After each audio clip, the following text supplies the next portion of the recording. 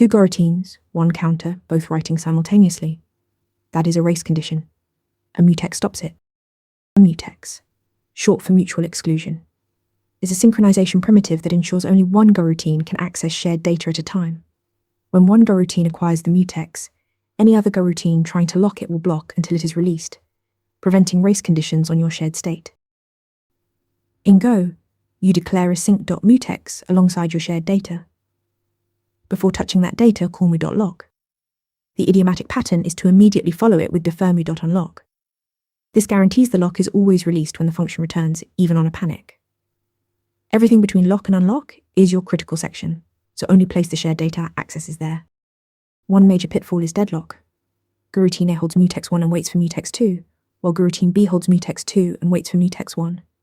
Neither can proceed. Prevent this by always acquiring multiple locks in the same order across all coroutines. And keep critical sections as short as possible.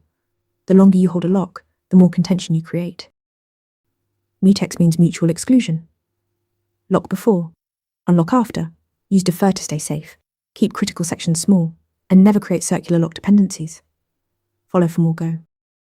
Want to nail questions like this in your next interview? Interview Mentor gives you hands-on practice with real questions. Every answer gets a grade with specific, personalized feedback. Track your progress across topics and difficulty levels.